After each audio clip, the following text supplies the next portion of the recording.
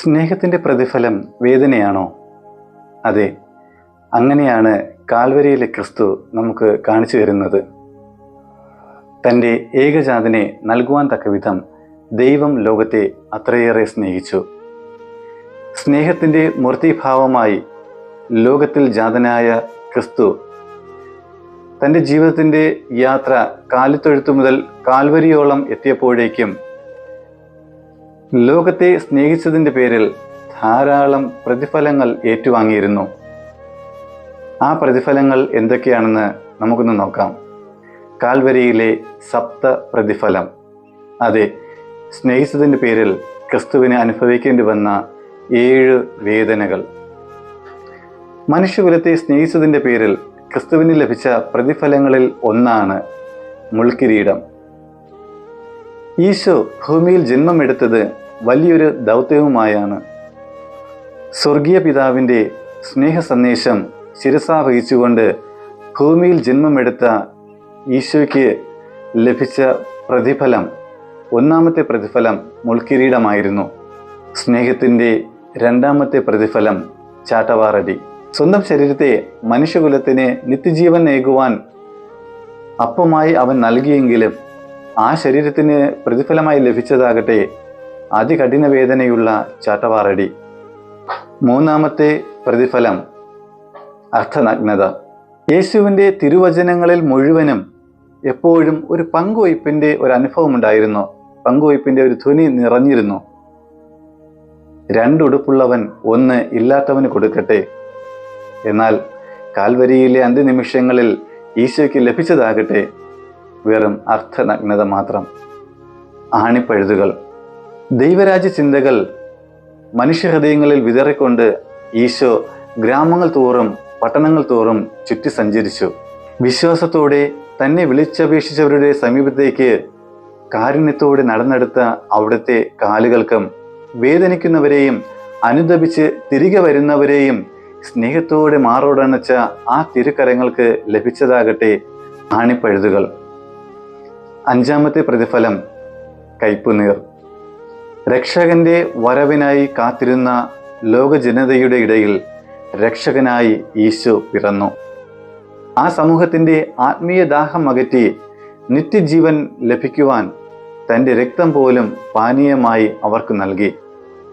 എന്നാൽ അവസാന നിമിഷം കാൽവരിയിൽ വെച്ച് അവന് ദാഹിച്ചപ്പോൾ അവന് ലഭിച്ചത് വെറും കയ്പുനീർ മാത്രം. 6ാമത്തെ പ്രതിഫലം കുരിശുമരണം.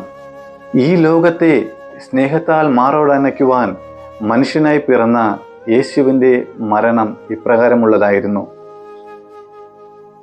ഈ ഭൂമിക്ക് ഈശോയെ വേണ്ട എന്ന് സൂചിപ്പിക്കുവാൻ ഭൂമിക്ക് മുകളിലായും ആകാശമണ്ഡലങ്ങൾക്കും നിന്നെ വേണ്ട എന്ന് സൂചിപ്പിക്കുവാൻ അതിനു താഴെയായും ഒരു മരക്കുരിശിൽ അവർ അവനെ ക്രൂശിച്ചു കൊന്നു. 7ാമത്തെ പ്രതിഫലം പിളർക്കപ്പെട്ട ഹൃദയം.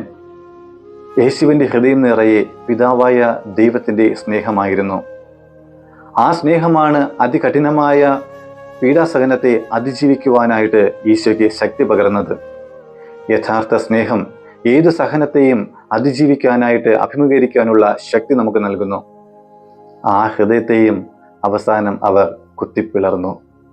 പ്രിയമുള്ളവരെ, ക്രിസ്തു സ്നേഹം എന്തെന്ന് പറയുക മാത്രമല്ല, അതിൻ്റെ പൂർത്തീകരണം കാൽവരിയിൽ കാണിച്ചു തരികയും ചെയ്തു. സ്നേഹിതന് വേണ്ടി ജീവൻ ബലി കഴിക്കുന്നതിനേക്കാൾ വലിയ സ്നേഹമില്ല എന്നരുൾ ചെയ്ത ഈശോ സ്നേഹിതരായ നമുക്ക് വേണ്ടി കാൽവരിയിൽ ജീവൻ അർപ്പിച്ചു. ആ സ്നേഹമാണ് നമ്മുടെ ഹൃദയത്തിൽ നാം സ്വീകരിക്കേണ്ടതും ആ സ്നേഹം തന്നെയാണ് നമ്മുടെ സഹോദരങ്ങൾക്ക് നമ്മൾ പങ്കുവയ്ക്കേണ്ടതും. നമ്മുടെ അനുദിന ജീവിതയാത്രയിൽ ക്രിസ്തു സ്നേഹം നമ്മൾ അനുഭവിച്ച് അത് മറ്റുള്ളവരുമായി പങ്കുവയ്ക്കുമ്പോൾ നമുക്ക് എന്തൊക്കെയാണ് തിരികെ കിട്ടുക? നമ്മുടെ സ്നേഹബന്ധങ്ങളിൽ പലപ്പോഴും നമുക്ക് വേദനകളാണ് പ്രതിഫലമായി തിരികെ ലഭിക്കുക. നാം ഉള്ളറിഞ്ഞ് മറ്റുള്ളവരെ സ്നേഹിക്കുമ്പോൾ പലപ്പോഴും നമുക്ക് കിട്ടുക മുൾക്കിരീടമാകാം, ആണിപ്പഴുതുകളാകാം, ചാട്ടവാറടിയാകാം, ഹൃദയം പിളർക്കുന്ന വേദനയാകാം, മറ്റുള്ളവരുടെ മുന്നിൽ അവഗണിക്കപ്പെടുന്ന നിഷേധിക്കപ്പെടുന്ന അവസ്ഥകളാകാം.